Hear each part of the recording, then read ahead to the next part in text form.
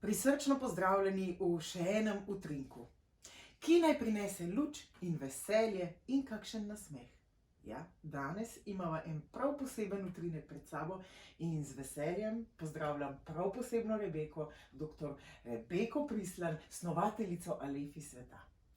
Kakšni nasmehi se rojevajo v Alefi svetu? Odkritosrčni, dobrosrčni, iskreni in naj bo čim več. Odlično, k temu vsi stremimo. Je pa res, da včasih življenje ne prinese na pot vedno samo stvari, zaradi katerih bi se lahko smejali. In takrat smo pred izzivom. Kaj narediti? Ali padati v svetobolje, žalost, iti nazaj, se zapreti, ali vsem najti razlog za nasmeh. Ampak kako? Kot rečejo, vsak hodi po svoji poti in je težko na splošno povedati dati en recept za vsakogar. Verjamem, da ko smo na nekem razpotju, ko nam ni enostavno, nam tudi misel na nasmeh ni blizu. Na drugi strani pa gledam iz svojega zornega kota, da sem včasih nasmeh kar izpustila iz svojega življenja in mogoče preveč stvari analizirala, preveč komplicirala in tudi se sekirala zaradi stvari, na katere nisem imela vpliva. A ni to zanimivo? Tako radi razmišljamo vnaprej, zato da bomo pametni, preudarni, pa da lahko se mogoče kakšni slabi stvari tudi izognemo. Tle pa jaz govorim iz svojega zornega kota. Priprava je mati modrosti in uspeha in jaz se rada pripravim na stvari. In je res, da med pripravo pogosto gremo čez izreševanja težav v vse negativno, kar se lahko zgodi. Gradimo padala, delamo varnostne oslombe, kako bi se lahko vsemu slabemu ubranili. Ampak dejstvo je, da slabo bo prišlo na pot, kot je življenje, gor in dol. In mislim, da je umetnost, da tudi čez tiste padce, čez tiste spuščanja dol po hribčku življenja, znamo ohraniti nasmeh in neko vedrino. Ja, in ne samo, da ga ohranimo, da ga tudi delimo, da ga tudi pokažemo drugim, ker z nasmehom lahko tudi komu polepšamo dan, oziroma mu podarimo nek utrinek upanja. Ker če jaz pogledam to najino zgodbo iz današnjega snemanja tega video utrinka, vedno preden vklopimo snemanje, jaz tudi pomislim, kaj bom pa povedala, kako bo pa izgledalo, ali bo vsem všeč. In potem enostavno je namen, spustim takšna kot sem, povedala bom iz srca in dovolim se nasmejati in prepustiti besede, da stečejo same. Ker vedno nekako stečejo. Ja, čudoviti Ani Mariji. Joj, hvala. In vidiš, midve se že smejiva. Ja. Ja, to je neke vrste modrost, ja. Najti razlog vedno za nasmeh oziroma najti način, kako v vsakem trenutku usta razpotegniti nagor. Si dovoliti? To. Ker si premalokrat dovolimo, ja, da je stvar lahko tudi lepa. In ko so že ravno pri lepih stvareh, tukaj je en čudovit rokovnik, ki ga seveda tudi sama z veseljem uporabljam. In utrinek številka 18 ima naslov ravno nasmeh. Zato predlagam, da nam ga, draga Rebeka, kar prebereš. Hvala. Nasmeh. Podari si nasmeh. Podari nasmeh tudi ostalim. Sprejmi tole skrivnost. Svojo pozornost usmeri na svoje počutje. Ne bojuj se starimi zgodbami. Ustvari si nove, lepše zgodbe. Bodi prijazen, prijazna vsak dan, tudi ko imaš slab dan. Deli nasmeh.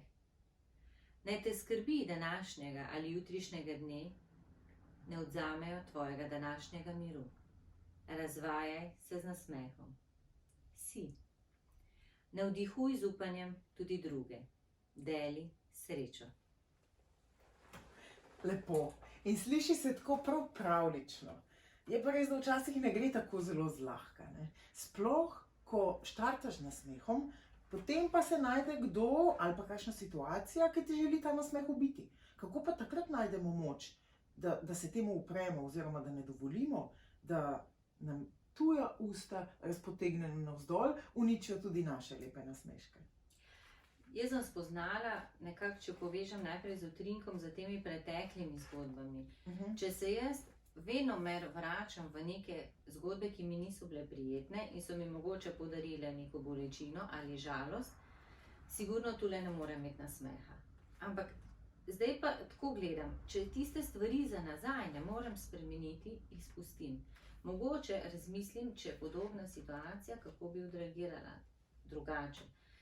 Kar se pa tiče tega, da nekdo pride in nam zavestno, nezavestno želi nasmeh vzeti, je pa čist odvisno, kakšna je zgodba. Če se nas dotakne, če nas prizadene, moramo mi ugotoviti, zakaj nam pride tako blizu.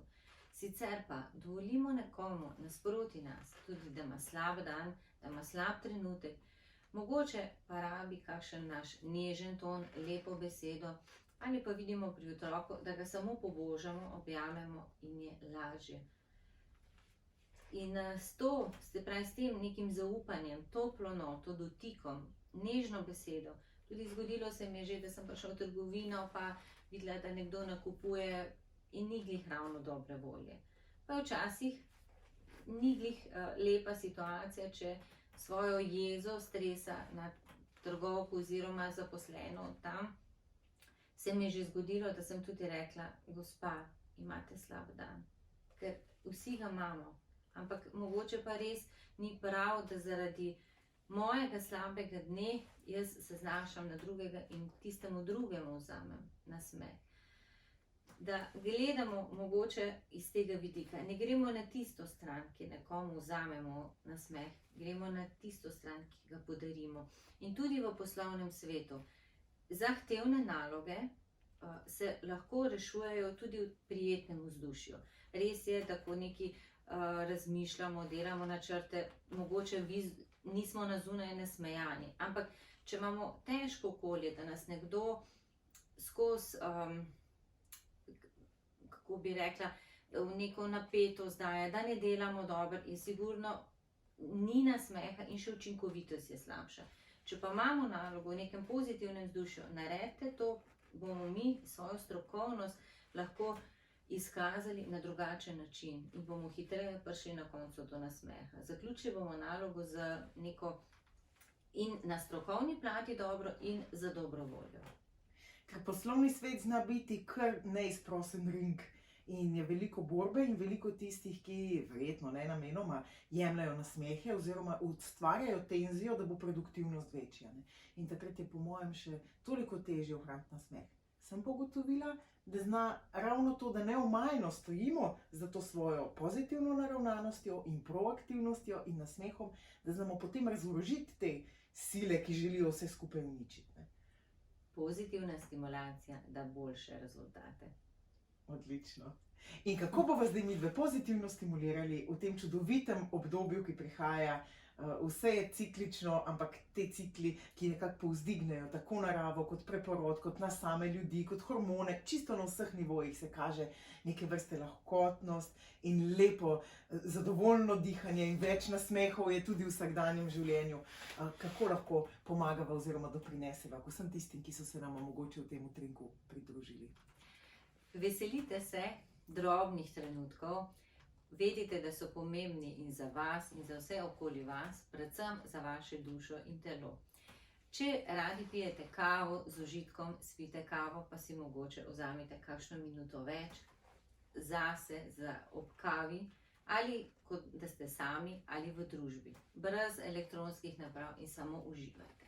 Če obožujete sprehode, privoščite si sprehod, lahko skozi gozd, in ko greste skozi gozd, se nasmejte in čutite to moč te narave, ki nam jo ponuja, in von, da vključite vse svoje čute.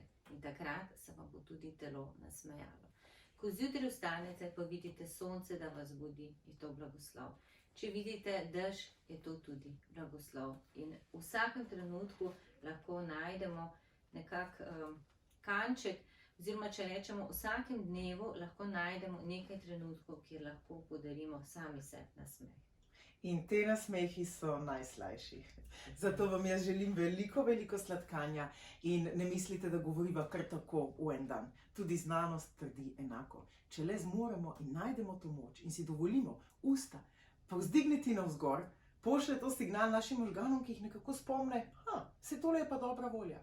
In bo že držalo, kar pravi Kekec. Dobra volja je najbolja. In sijemo navznoter in sijemo navzven.